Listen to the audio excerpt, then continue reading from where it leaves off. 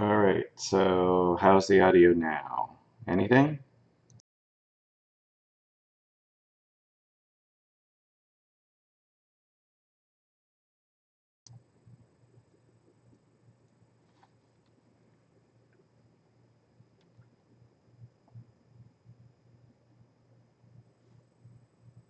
All right, cool. All right, so it seems to actually work.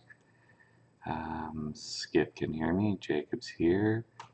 I don't know who else is tuned in, but this is really interesting. So this is going to be strange because I can't get your feedback right away. And do you want to make it even more strange?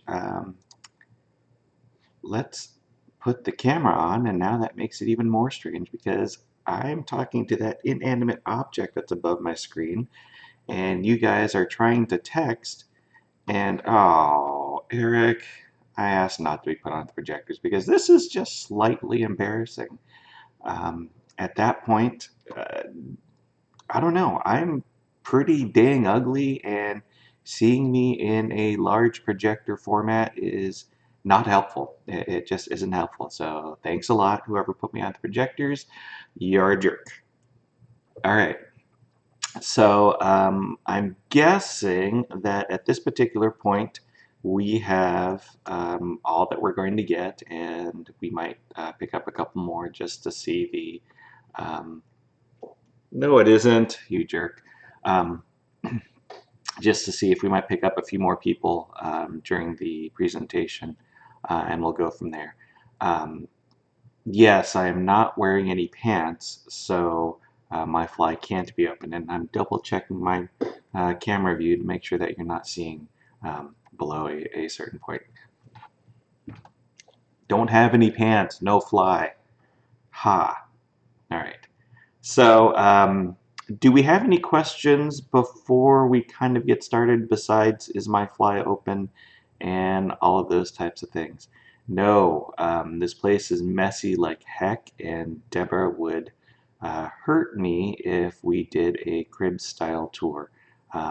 You can see the couch, I think, in the background, and that's about it. If I move my head around, maybe the camera will follow me. There we go. About that way. Nope, I guess that's what we're going to get. So just a sofa behind me and things like that.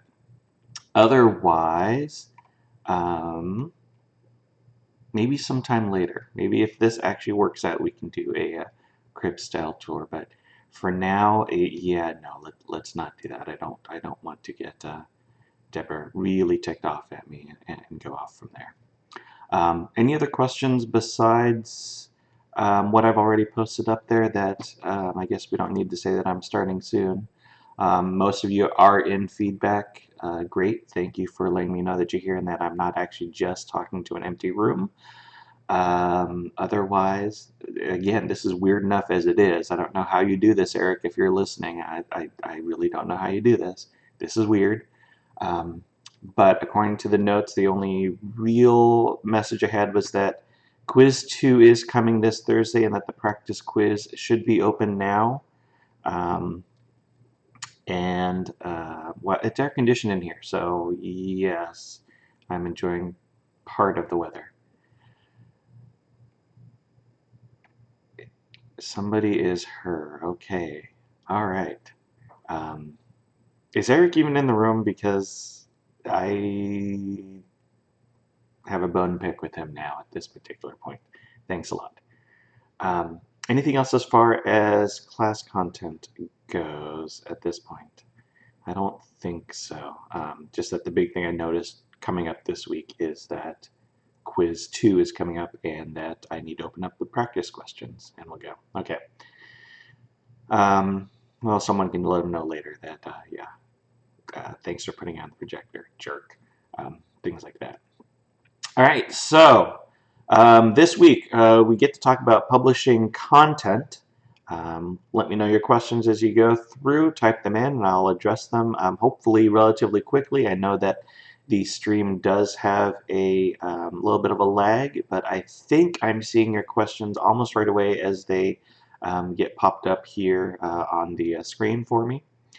Um, at some point, we should try and figure out how to do audio back and forth. That would be interesting, just to get more live view. But at this particular point, for throwing stuff together, I think this is as good as we're going to get for now. And we'll go from there. This week, publishing content. The whole idea is that the vast majority of the time, people who are going to be publishing content to your guys' websites don't typically have direct access to the machine itself. Don't have either full console access to the virtual machine, or they don't typically have remote desktop to the individual machines. And at some point, we need to get content up in some fashion. The primary ways of doing that is usually some sort of file transfer protocol, in this particular case FTP on the Windows side, and SSH and FTPS on the Linux side. And so that's what we're going to be covering today during the presentation. Audio cut out a bit. Let me know if this continues or doesn't continue for audio, and we will go from there. If you need me to repeat anything, let me know. Otherwise, I will try and go relatively, I don't want to say slow, but I'll try and slow it down and try and speak appropriately. Hopefully this microphone will catch on. If not, I'll put on the headset and we'll see if that helps with the audio and go from there. All right. So the vast majority of time, we're going to transfer content from a remote machine to our servers. FTP is the probably most common method. It's also probably the most hated method at the same time, mainly because straight FTP or FTP without any encryption is notoriously insecure, mainly because it transfers the credentials in plain text. So when you create an FTP content or when you create an FTP connection, your username and your password get sent in a plain text that anyone listening to that particular conversation or to any network transfer at that particular point can decipher, decode your credentials, and then log in as you. There are a couple of things that we can do in order to alleviate this particular situation on Windows Server as well as for Linux. For FTP, you can use just straight regular FTP on Unix and IIS, but again, the whole security issue. At this particular point, we want to instead use FTPS, which, like HTTPS, is the secured encrypted version of FTP, and that's what we prefer to use. The original FTP is still available, but I would not trust it for anything that requires any sort of login and password information. We're also going to talk about the WebDAV, Web Distributed Authoring and Versioning, both for IIS and Apache. I will say that WebDAV is still not exactly a great protocol set for transferring information. That it's available and used, but not well. Doesn't work absolutely well, especially in our particular setups. That there are other methods of using file transferring other than WebDAV. But we're going to take a look at this to see how HTTP is extended to be able to support file transfer using just the standard HTTP protocol. FTPS is not necessarily faster or slower than FTP. There is a little bit of the encryption process. One of the options for FTPS is to just secure the login process, and then the data transfer can be unencrypted, so you recover a little bit of your speed at that particular point.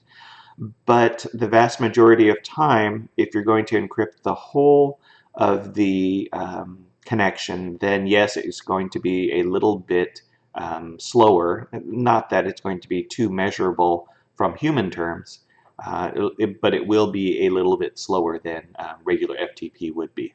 So again, the whole thing is just adding an encryption layer on top of standard FTP. That's what FTPS typically is. And then on Unix, the real secure preferred method for transferring files is going to be using SFTP or SSH. SSH being the secure shell method of transferring files or even logging in by MS. I'm not sure what that particular question is, but for FTPS on Microsoft servers, since that is the only real encrypted transfer method that we have on IIS servers, that's what we're going to be using mainly for on MS, on Microsoft stuff. On Unix platforms, Linux platforms, by far the most preferred method is going to be SFTP or SSH. SFTP is just pretty much FTP secured by SSH, and it's a different type of protocol that's used, that is secure, that is encrypted, and is already built in to the vast majority of Unix platforms. We don't necessarily have to add a lot, or if we do, it's going to be a predefined package that gets added to Apache or to Linux and Unix servers, but it does not require a whole lot of extraneous configuration. The vast majority of time as you enable the FTP daemon, and you make sure people have their user accounts and they're able to log in with their user accounts over SSH or SFTP. And that is, again, feels like it's more built into the operating system than something added on like IIS is on Microsoft servers. So we'll go from there. Continuing on, next slide. FTP 7 on IIS is built into the latest versions of 2008. I specifically mentioned 2008 server here because this is the transition from the old FTP 6 to the new FTP 7 module on IIS that at this point we do not want to use at all. FTP 6. Don't use it, don't download it, don't install it. 2008 was, I think, the last platform that you had to worry about, well, which version do I have? If you had 2008 base, you had FTP 6 built in. If you had 2008 R2, you had FTP 7 built in. So don't use FTP 6. That's pretty much the whole point of the top half of this particular slide is if you're running 2008, which we shouldn't be anymore, but just watch out for using FTP 6. Don't use FTP 6, use FTP 7 instead. A whole type of security issues and module compatibility with FTP 6, so we just aren't going to use that.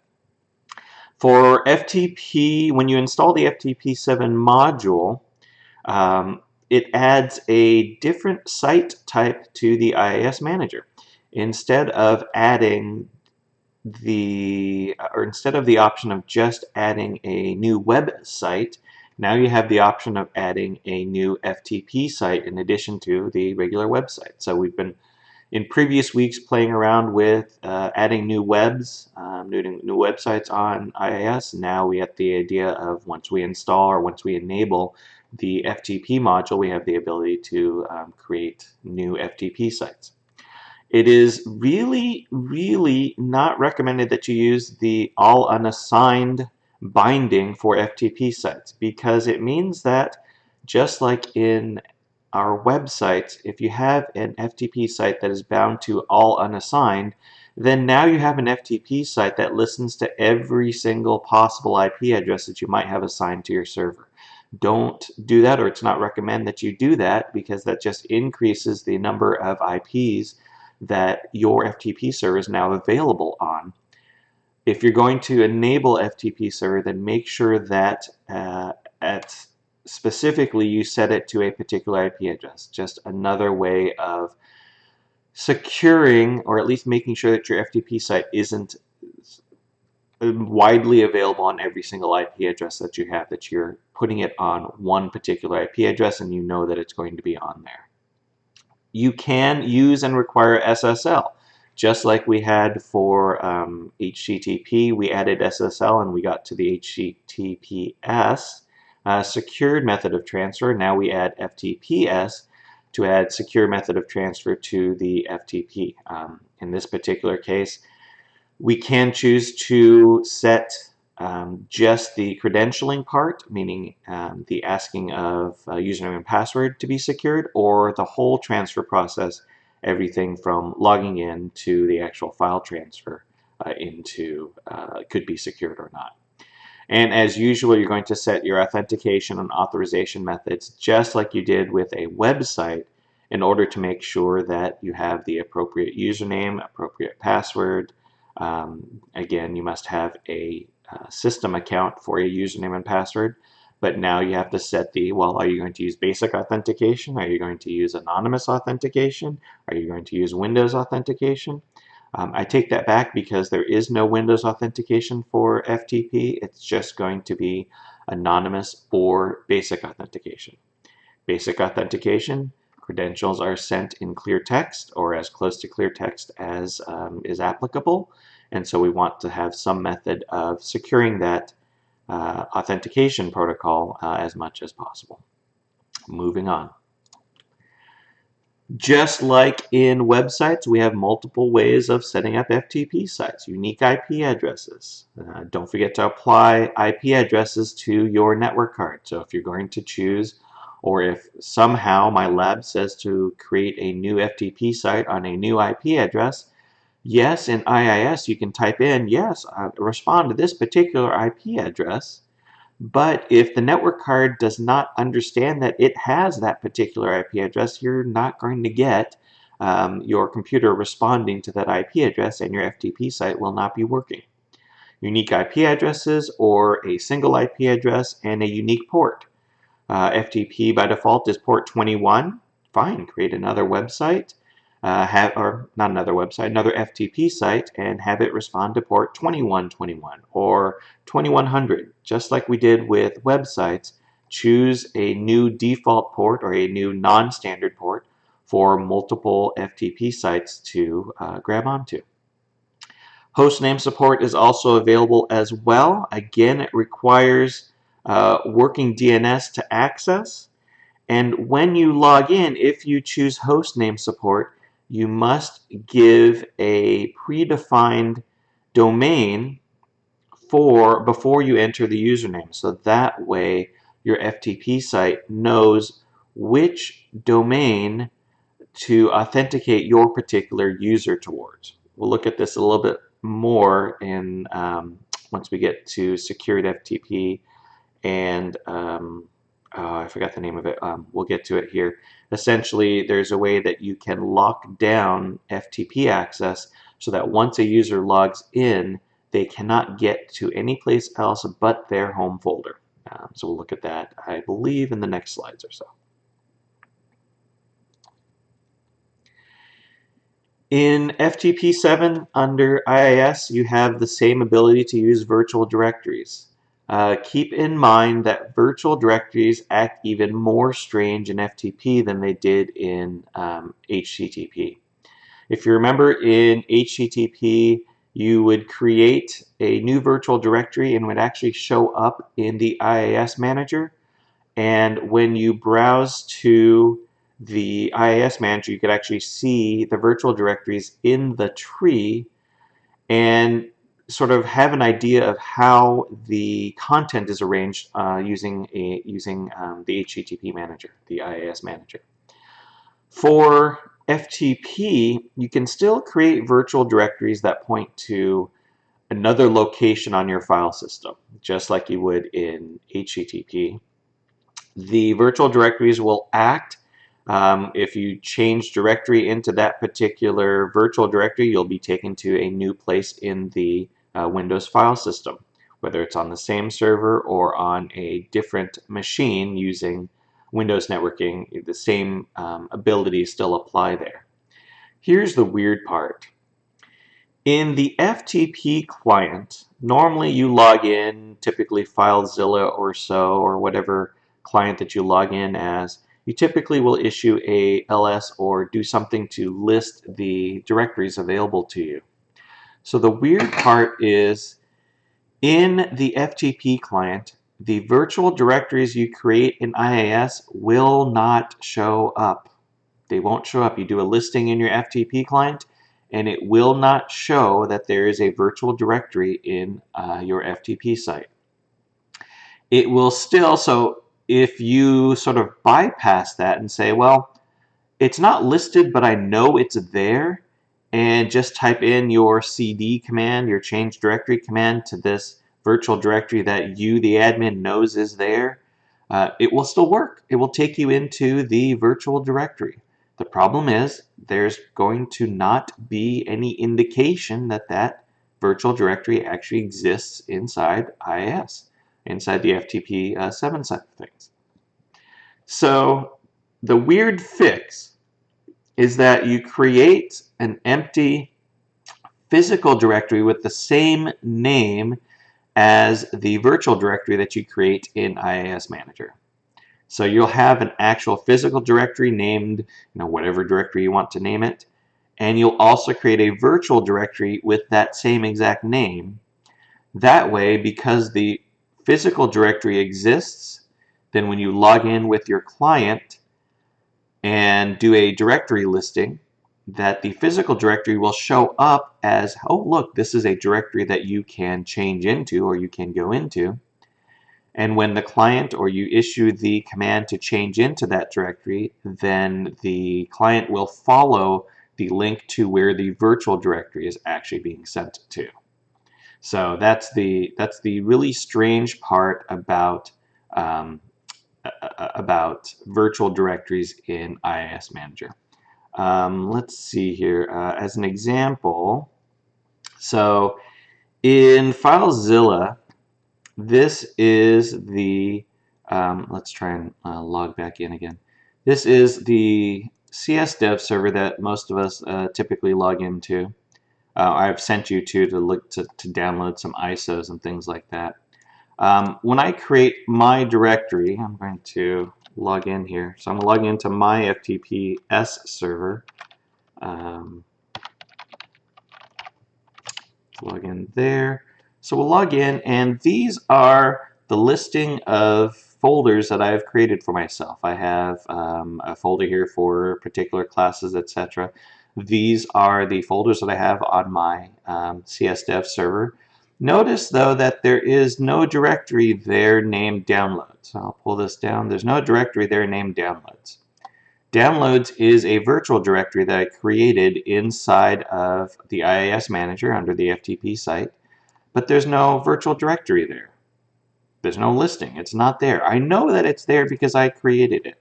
But if I type in my downloads directory, because I know it's there, and it's not listed here, but I know it's there, I enter my downloads directory, and now I get into this directory that should seem familiar to you guys. That here is the ISOs that I typically had you guys download in previous classes.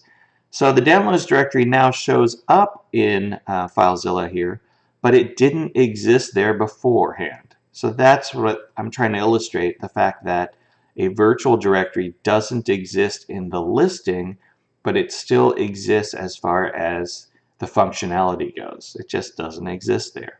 How should I fix that? Well, in this directory, I can create, I believe, watch this prove me wrong, create a directory named downloads.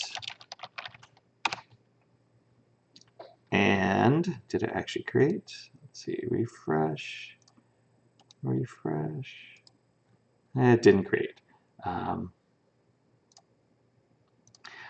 If I go to the physical directory itself or the physical server and create a new directory named downloads that would appear in this particular path, then I would know that there is a folder named downloads there. Well, let's try again here and create a downloads folder here. Access is denied. Okay, so I need to change. I need to go back and double check my own connections or my own permissions to make sure that I can actually create a new folder in here. It's very likely I did not do that for myself under this particular account.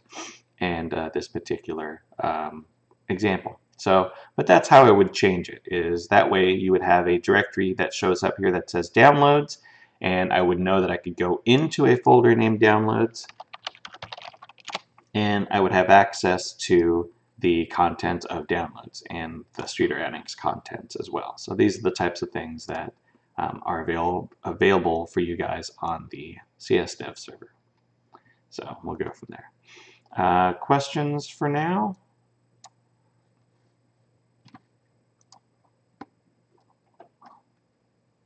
Can't see the folders, can't see what you're doing. So it did not show the FileZilla on stream. Is that what I'm hearing?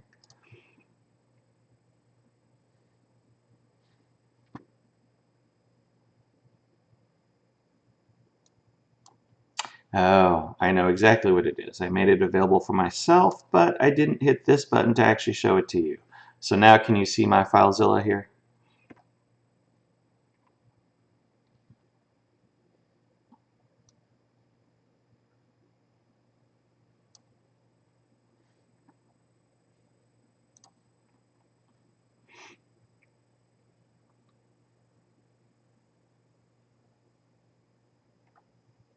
All right, so there's my FileZilla now. Let's start this over real quick. So I'm mentioning the whole fact that this is my CS Dev server. This should look familiar as far as files available to you. And you guys recognize those ISOs. And if you go, if you go to, I think it's csdev.streetercs.net, you would be able to get to this particular directory. I'm going to log into my CS Dev server again, and we'll take a look. All right, so here's where I'm mentioning that here's my remote site. I've just logged into the CS Dev server, and notice that there is no directory named downloads. No directory named downloads because it's a virtual directory and not a physical directory. But I do know that it's there. So if I choose to change into the downloads directory, type in my downloads, I can hit enter here. It takes me to the directory named downloads and actually shows me that particular content. And I can see the content of downloads and the content of whatever was in downloads. Downloads is a virtual directory that points to a completely different section of my file system. But you'll notice now it shows up, but prior to me actually entering downloads, it didn't actually show up for as one of the directories that I could enter. I had to know that it was there. The workaround was, I said that you could create a physical directory for named the exact same thing, so create directory and downloads. But I apparently don't have my correct permissions assigned, and this isn't going to actually work. So if I created a new directory, and it would show up here as, look, there's a directory named downloads available. The physical directory here would not have anything in it, but when I change directory into the name downloads, it would follow the virtual directory link and take me to the location where I actually created the virtual directory. And so that follows there.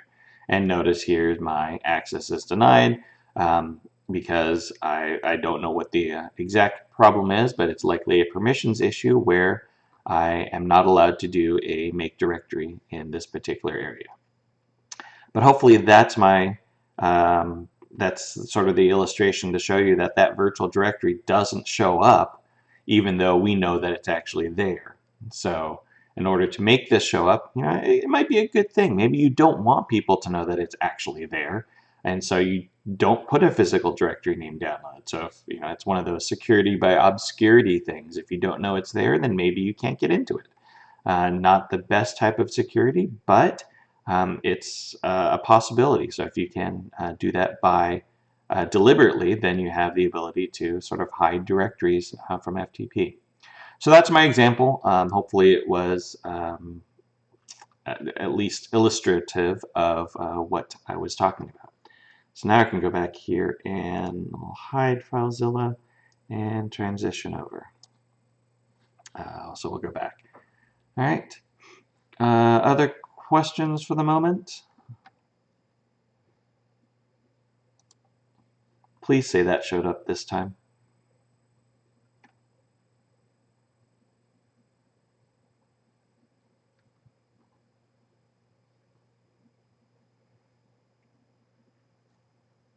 All right, so I will continue on with going from here. All right. So I think I talked about this, I touched on this previously a little bit, that FTP authentication methods, there's only anonymous and basic. No, but thanks for going over it again. Okay. Hopefully that was okay. Okay, good. So I think I touched on this previously, that the authentication methods are relatively similar. It's just the one thing we're missing under FTP7 security is, oops, going back, is the Windows authentication, right? Remember, Windows authentication for HTTP and HTTPS was encrypted to begin with. For FTP, it's not encrypted. It's either log in as anonymous, meaning don't ask for any username and password, or accept a anonymous as an account, or choose basic authentication and enter your credentials, but it's going to transmit as unencrypted text. And we're going to go into FTPS. We're going to show off FTPS here in a second to help fix that particular issue. Same thing for authorization rules, just like the web authorization rules. Which user group, which user is allowed to actually access a particular directory or a particular server.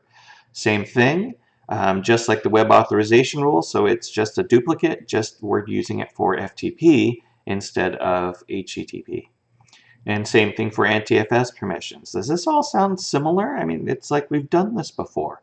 So the NTFS permissions, if set appropriately, can also take place of authorization rules to say that, hey, a particular user is allowed to access this particular file, or specifically deny this user from accessing this particular file, and from there.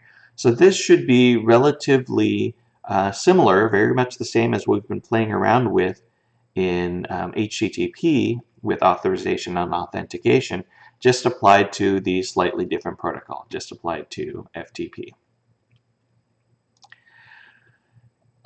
In order to get the encryption piece, we're going to have to enter pretty much the same mechanism that we used to enable HTTPS. What did we have to do? It requires a certificate, which is a real, meaning purchased and authenticated against a certificate authority, or you press the fun little button that says create a self-signed certificate. And that same certificate can be used to secure not just your HTTP, but also your FTP in this particular case. So create your self-signed certificate. In the bindings for the FTP site settings, you have the ability to not require or allow or specifically require SSL, meaning not meaning don't even look for SSL support. Allow meaning, hey, if the client supports it, go ahead and try and encrypt the connection. Or require meaning don't make the connection if the connection cannot be encrypted. So that's the don't worry about it, or allow it, or require SSL connection in order for things to be encrypted. You have the custom setting for control and data channels. This is where I said where you can say only require SSL for login. So during the login process, ask for verify the encryption. I didn't show this in FileZilla because it only showed it to me the first time. The first time I log into a server, let me see if I can do this real quick. Come back to quitting FileZilla. Let's bring FileZilla back. I will show it to you this time. I just want to make sure that it's actually going to show up. Let's see. So here's FileZilla. All right, so there's FileZilla.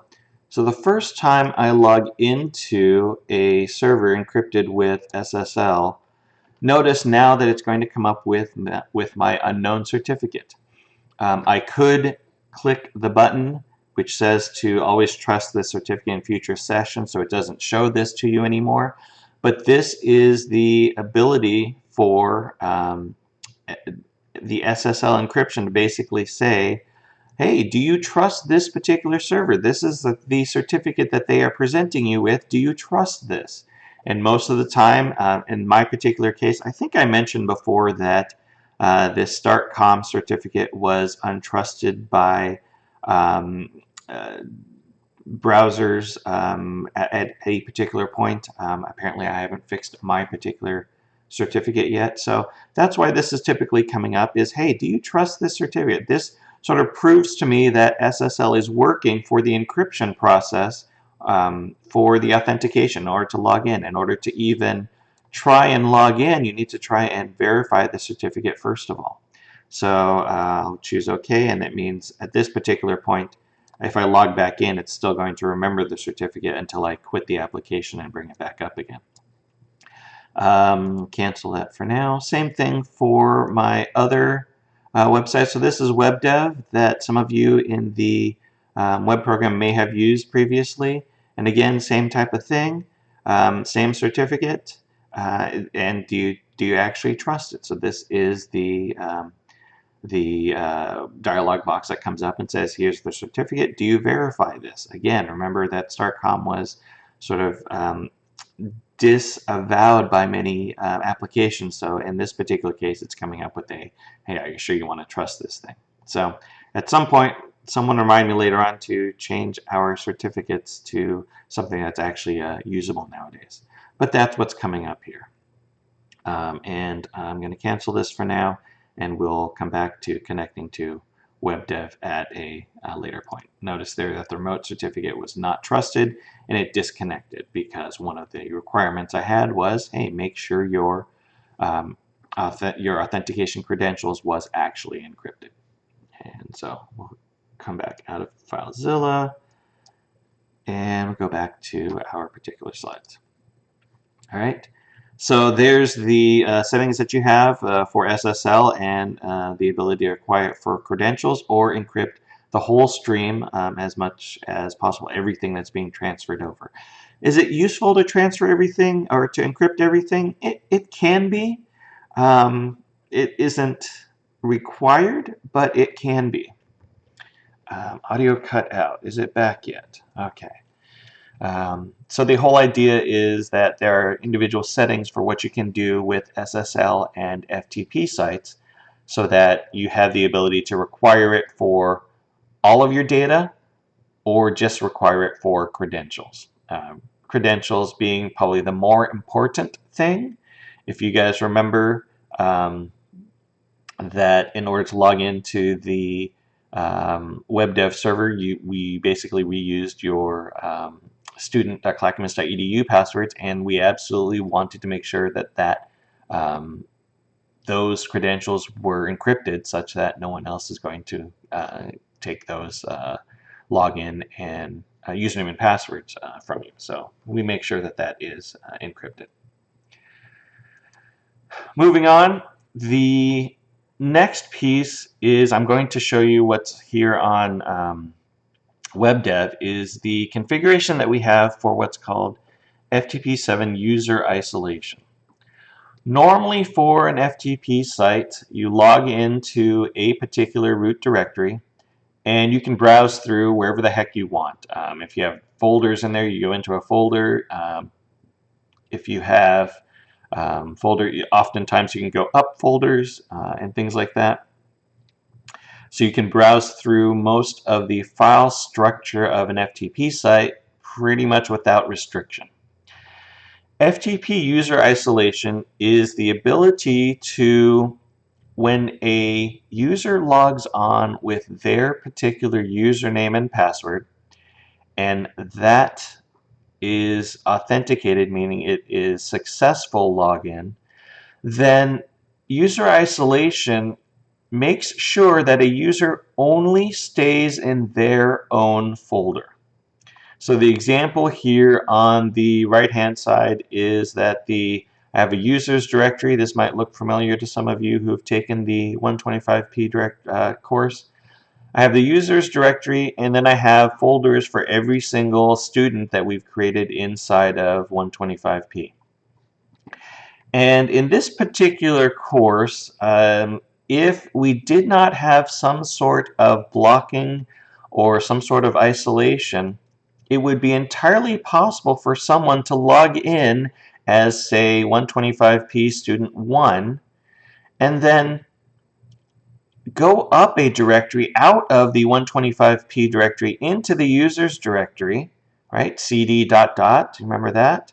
So cd dot dot, and then go into maybe 125p stu05 directory and log into that folder, download their files, download their homework, and copy that, and then submit that as your own in your own directory. And so the situation in this particular case is we did not want students to be able to copy stuff directly out of other people's folders. Are there other ways to copy stuff? Well, you guys know that better than I do. Just kidding. You guys wouldn't do that at all. But there are other ways to copy stuff, but we wanted to make sure that people did not leave their own home directory once they've logged into our particular server. Otherwise, it's sort of a free-for-all. Yeah, I can log in as student 6, but I can see everybody else's files and I can steal their own work. That's not exactly fair to what we actually want. And so FTP7 user isolation requires a very particular setup in order to make sure that people stay in their own directories. This is what the particular setup is. It's a mandatory directory structure that you must have these things set up, otherwise it will not work correctly. There we go. So you must have a mandatory directory structure, and it is case sensitive, so that usernames must have that must be capitalized the same way as their actual usernames are in Active Directory or the individual system accounts. Pay attention to nesting and to spelling, as well as you must have a local user folder inside of the folder chosen as the root source directory. So I'll show you an example of this later on. But here we have the specific method of setting this up is, okay, fine, you set up your FTP root directory, you set up your FTP site, you set up your root directory just like you would for a website, you know, your web home directory. And either you're going to have a specific folder named local user, spelled with these exact capitalization as well. It must be local user, no space, just a folder named local user. And then inside the local user folder, you have a folder named username1 that corresponds to one of the usernames on your system, or username2 and or username3. For the anonymous user, if you choose to allow it, then you have also a folder named specifically public. You use the local user folder when you are authenticating against local accounts on this particular server. You can, if this particular server is part of an Active Directory domain, and this is how we set things up for our web dev server, you can create a folder with the name of the domain. That's also inside of the FTP root directory. So for Clackamas, for example, we have a Clackamas domain and we have a student domain. I will show you this, that we have a folder named student and we have a folder named Clackamas. So that in order to get to their individual folders, when you enter a username, they are then dumped into their particular folder inside of the domain that they are a part of. Students are dumped into the student domain and their particular username folder. Instructors are dumped into the Clackamas domain and their particular username folder. And if we allowed anonymous, then you would use the public folder in order to get them to go into their directory.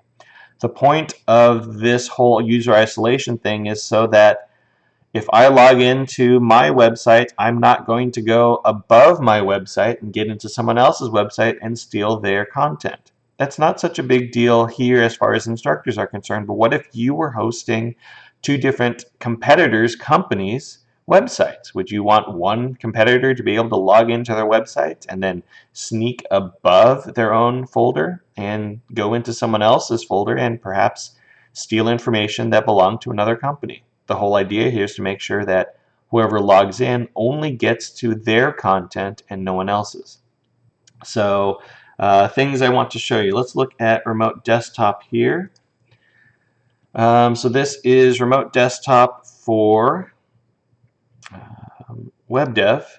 This is our setup, and this is the file structure that we have for our FTP site. So we have the FTP root directory, which is the root for this particular FTP site. Inside the root for the FTP site, I have two different folders. One for Clackamas, meaning the Clackamas domain, named specifically the Clackamas domain, and one for student, specifically named for the student domain. And some of the students will have their accounts here, their usernames in here, and for the instructors, we have our instructor account names here under the Clackamas site. So that's how it is specifically laid out as far as file structure is concerned. When I log into my account, if I did a cd dot dot, if I logged into my account and I did a cd dot dot and I was successful, then I would go up one directory into the Clackamas directory. Then I should be able to see all of these other content directories that I could possibly get into. So the idea there being that I don't want to allow that. So in setting up user isolation, you set up this particular file structure, and we'll take a look at Mozilla here, or FileZilla, and we'll try and log into there here in a second. So let's make FileZilla available and transition over. So here's my FileZilla. I'm going to try and connect to WebDev, and this particular time I'm going to accept the certificate and password. Because I'm authenticating against the Clackamas domain, I'm using my Clackamas password in order to log in, and now I'm connected in. Notice that as far as what listing I have available to me, I have nothing. Does that match up? Let's see. Hide FileZilla for a second. Let's look at my particular account. It does match up, so there's nothing here. Can I create a new folder? I can add a virtual directory. I'm not going to worry about creating a new folder, but it matches up with the content that I have in my particular folder on this particular server, so I can see my content specifically. Fine. FTP root, Clackamas, Arcrino, new folder, and I've created a new folder. Let's go back to FileZilla. And let's see, refresh this directory, and there should be a new folder. So I'm hoping that proves that that's actually the folder there on the server. I can go into that particular folder. I can go back up from that particular folder. Now, if I wanted to get into Deborah's folder, at this particular case, according to the file structure, I would just have to go back to the Clackamas directory, which my directory is inside the Clackamas directory. I would just do a cd dot dot, right? So I can do a cd. I'm going to click on this. I should be able to go up a oh, wait, what's happening? I'm trying to go up a directory, but it's not allowing me to. And that's the whole point of the user isolation piece, is I'm only allowed to see what's in my directory and not allowed to get into someone else's directory. And that's kind of the whole point of the user isolation piece. This is very powerful so that you don't have people getting into other places that perhaps they should not be in. This is one of the projects that you're going to be setting up in lab, of course. And the things to remember, let's go ahead and hide these. The things to remember are that you want to make sure that your directory structure is set up correctly. that you enable the user isolation feature, and that you have spelling capitalization mapped out the same way your usernames are mapped out. That's going to be the one of the difficulties in setting up the user isolation. In addition to the standard difficulties of, are your permissions correct? Are they in the right place? All those other things. Is in order for user isolation to work, it must be done in this particular manner. And so you'll be able to play around with that. Again, you guys are not going to be hooking up to the domain, so you don't have to worry about this so much, but you do need to make sure that you have, in specific, the local user folder inside the root directory, whatever root directory that you choose for your FTP site. Root directory, a folder named local user, then inside of that, the names of the users that are going to be connecting into your particular website, and go from there. Questions? I'll wait in like another 20 seconds to see if there are any questions on this particular piece. You are going to try it out, and it is going to be one of the things you'll be doing in lab anyway, so you will be trying it out. I should have the Jeopardy theme song playing right now. So just out of curiosity, if you left the stream, would you say something? Is that going to work? Nice Tron pointer, great. User isolation is something that you do have to enable. It is not enabled by default. Yeah, no problems. Just like all of my labs, no one ever has problems because I designed them so well. User isolation is something that you will need to enable specifically, but it is one of the settings that you'll have inside of your, when you set up the FTP site, when you set up the new FTP sites. All right, so you will try that out, and it will be something that we'll be taking a look at in class in lab. It'll be, I think it's kind of neat. All right, moving on, let's go on to the next topic. So, WebDAV, essentially, these are network shares over HTTP, so that in order to access a file server, you just go to the particular URL of that particular server, and you should have the ability to make, copy, delete files and folders just as if you would if this were a standard file server that you had available over Windows Explorer. It's essentially the ability of expanding the HTTP protocol, the methods there, in order to allow file uploads, allow file deletion, all these other things. This is where I warn you and say, and I think I've done this in lab as well, that I think this is actually a real optional piece, is because it does not work super well all the time. That there are oftentimes difficulties. It doesn't quite understand that you have a file open, or it doesn't allow you to open a file. So this is a great concept, but has not been sort of the prime method for doing file transfer over a website. All of the current file transfers you see over websites like Google Docs, Moodle for uploading files, they use more forms-based uploading rather than specifically WebDAV. But it's one of the things that we want to cover because it is just an expansion of the methods built into regular HTTP that allows for this type of expandability. Let's see. The different methods, or some of the methods that are added: prop find the properties of a resource or collection, resource being a file, collection being a directory. Property patch, change the properties.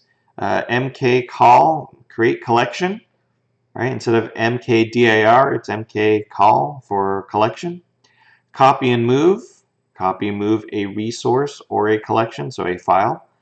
Deletion was covered previously under normal methods. I believe that was like week 3 or so. We looked at some of the HTTP methods that were commonly used or that we saw, and deletion was one of the methods available there. And then here's the interesting thing, is lock and unlock. Normally, in a file server, oftentimes like a Word document or an Excel document, when you open it, you have exclusive access to that particular file until you close it.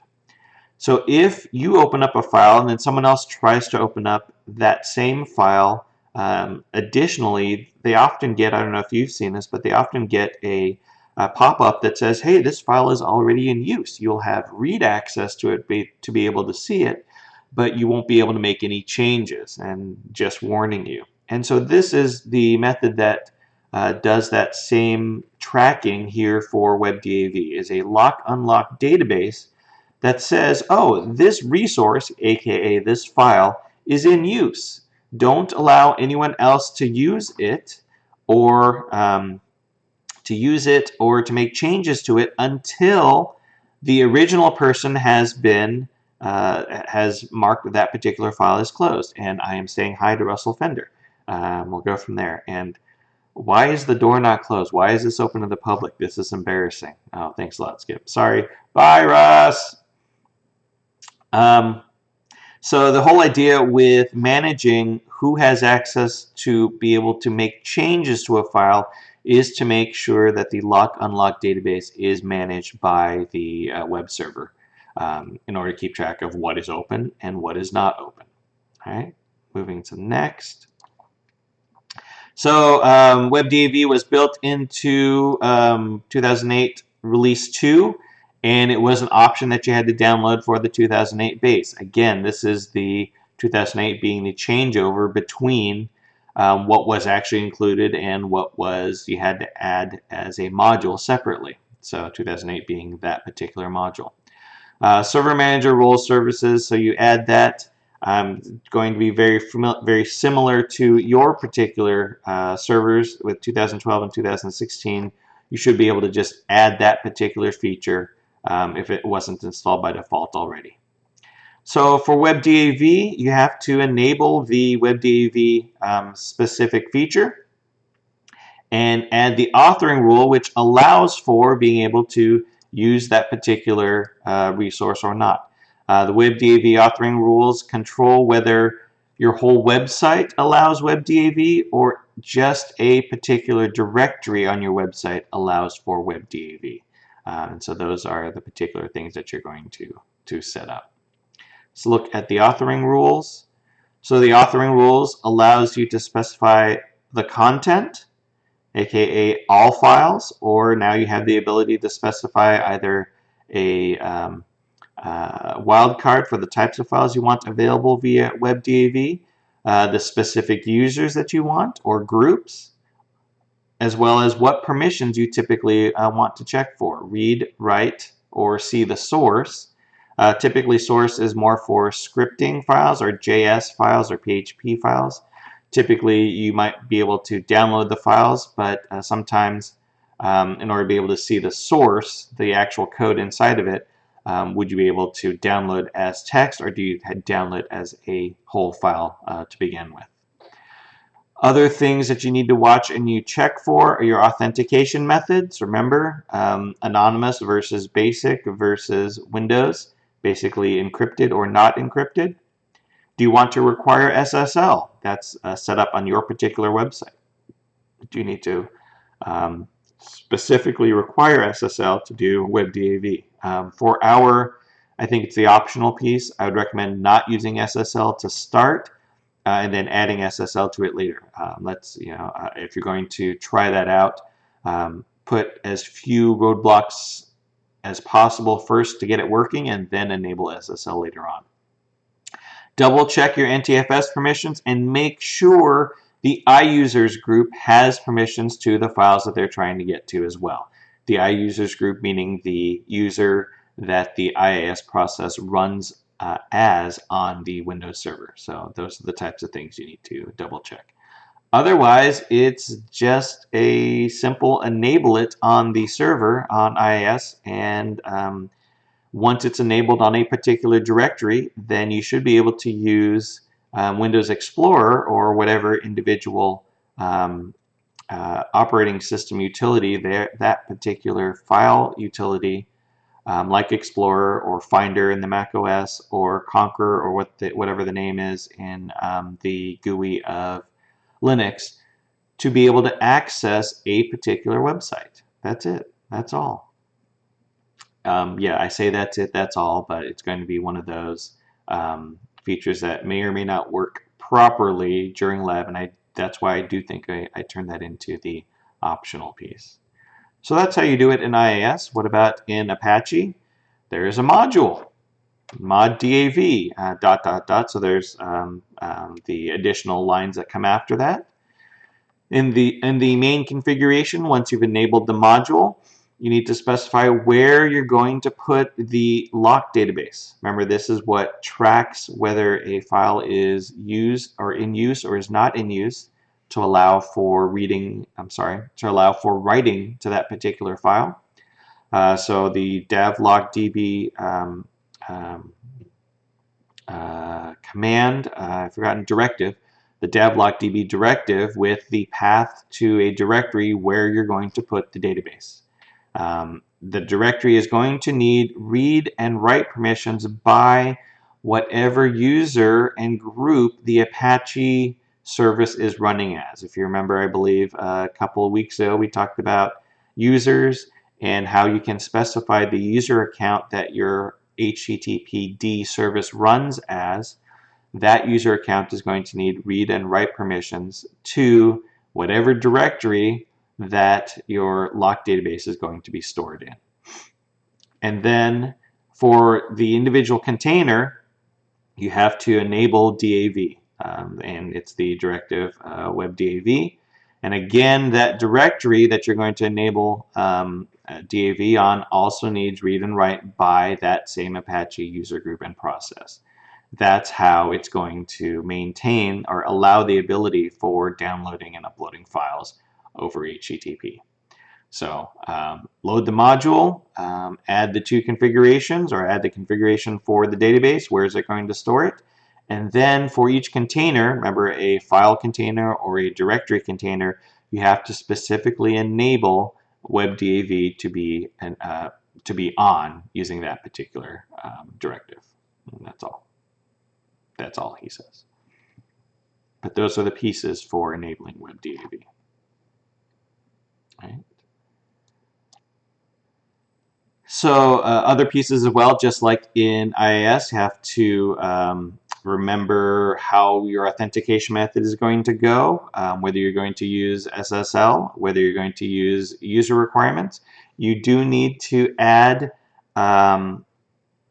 specific, I want to say, so here's your settings for setting up your authentication, and here's your require, which is the particular user that's going to be logging in order to access webdav. So those options haven't changed. Again, just like in IIS, the ability to set up your authentication, choose who is allowed to connect to the server, as well as who is allowed to use the webdav process, webdav service on your particular system. That's all.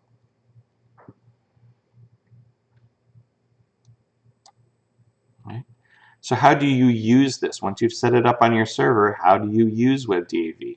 In Windows, you would use the same thing, the map network drive, except instead of saying / name of server, you specifically choose HTTP : and then your URL.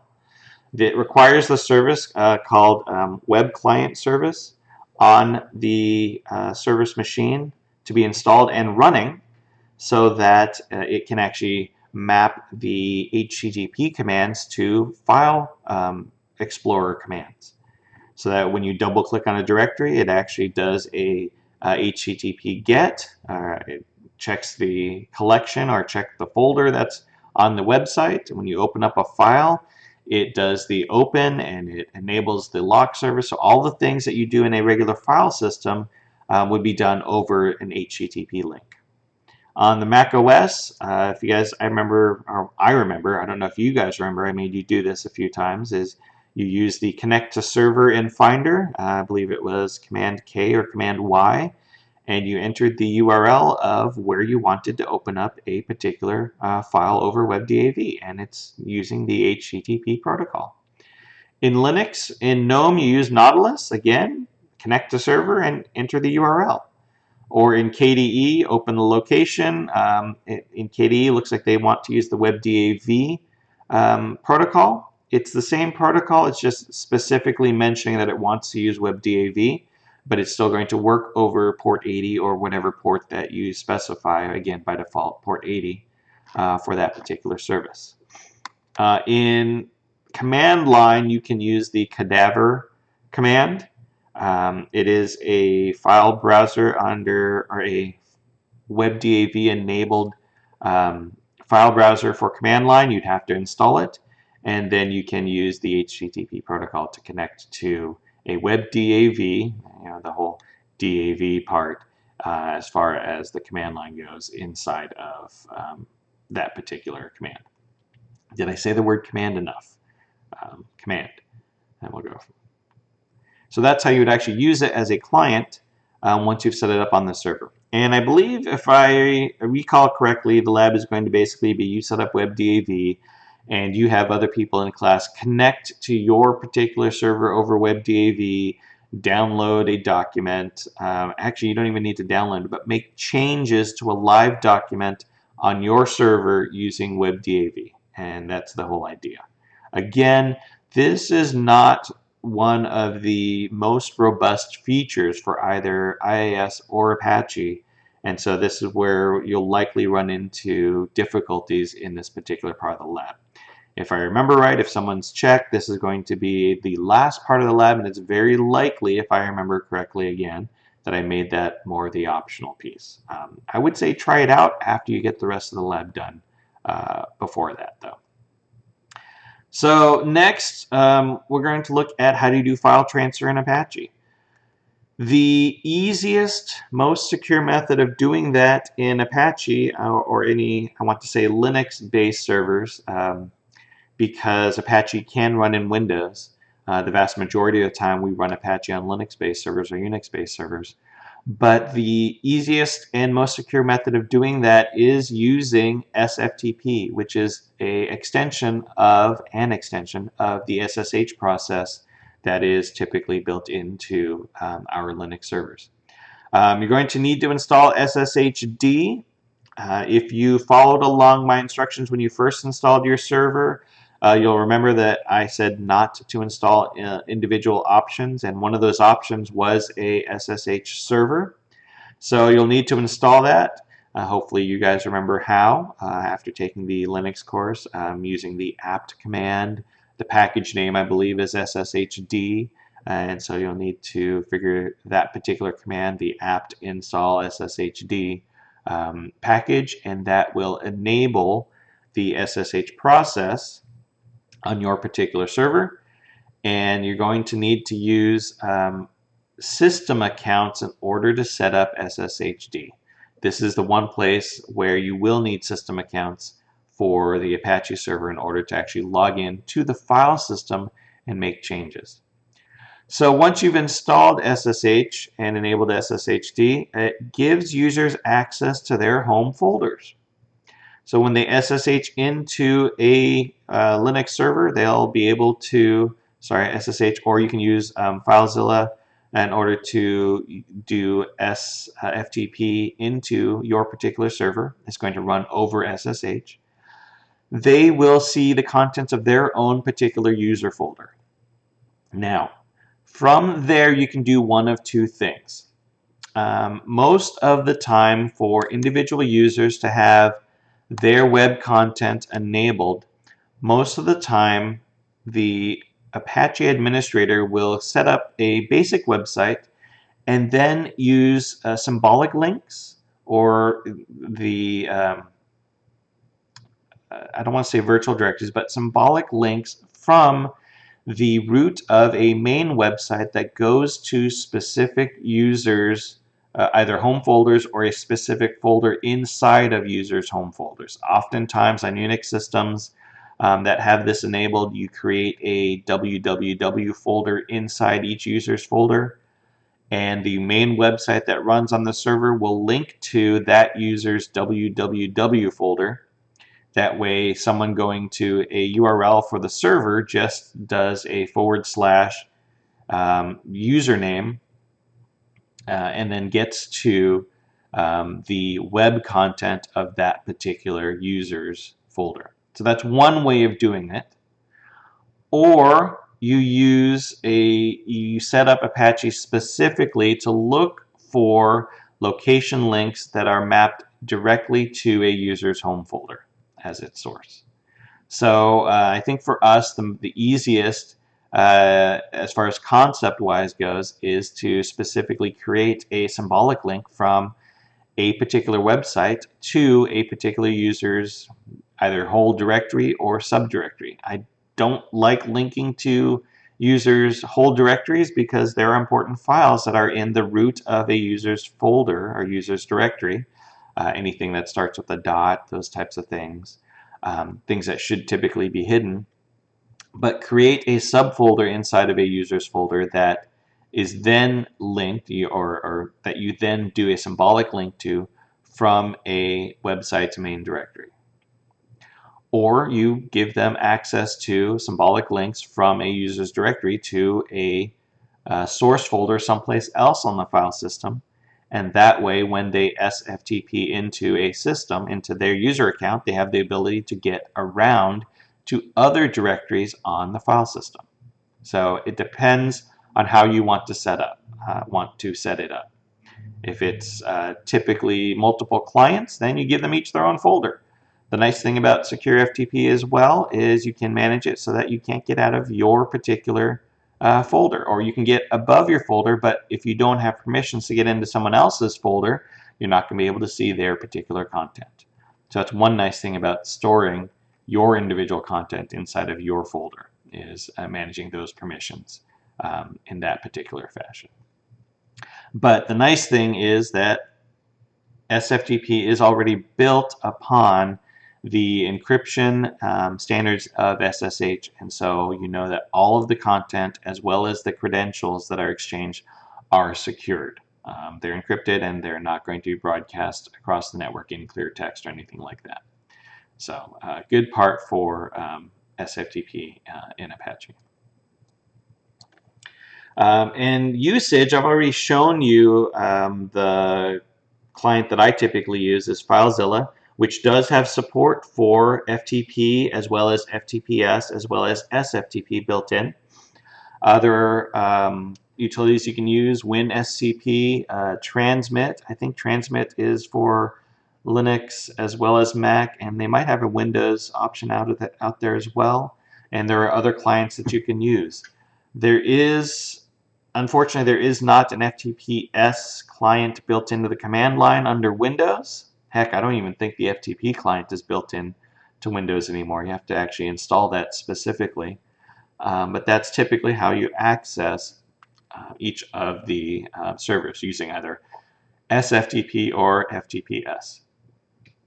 Developer programs like Dreamweaver, which we don't use so much anymore, but even Dreamweaver, when we were using it lots, already had support for FTP, FTPS, and SFTP built in, so that content developers could just use their favorite tool to log in and have their tool, their program, take care of downloading and uploading and locking files and managing those for the developer, because they were built into the software altogether.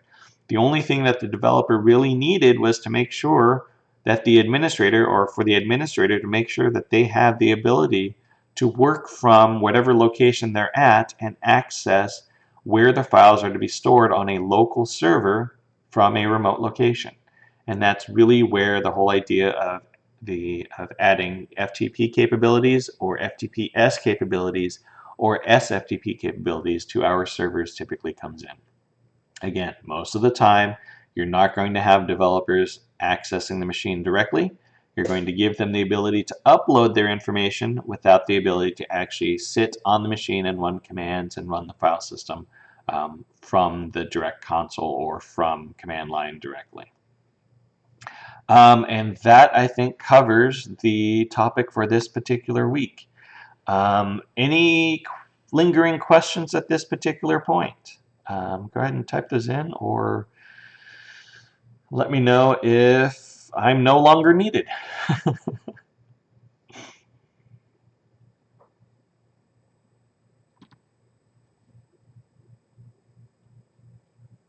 Do, do, do, do, do, do. All right.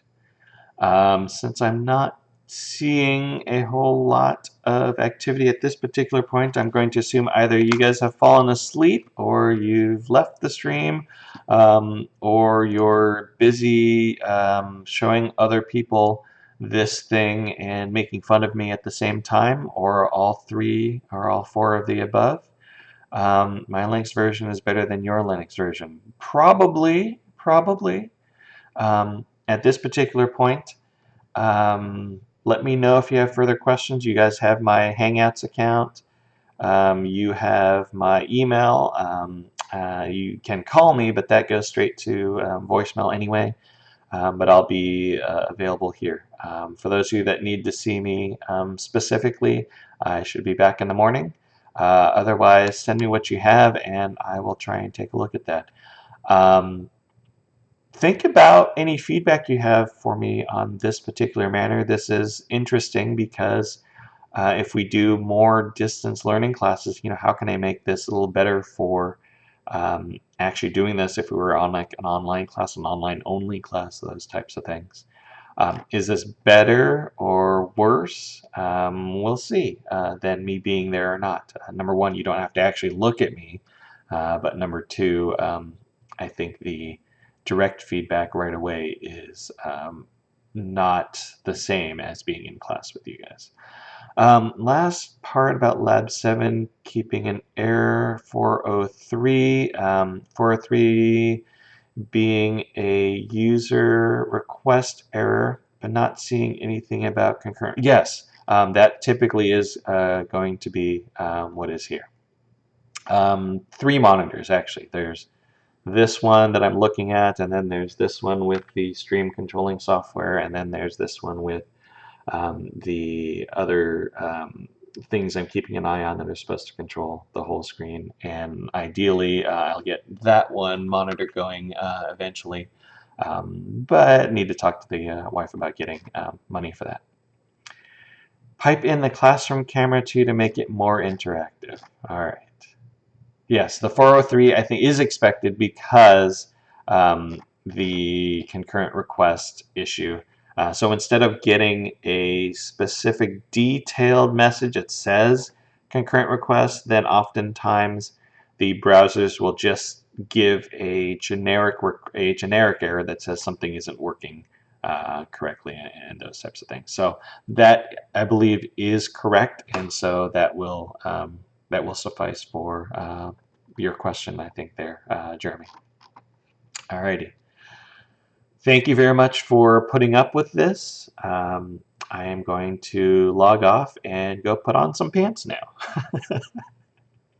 I'll see you guys in a little bit. Let me know if you have any questions, and we'll talk to you tomorrow or shortly thereafter.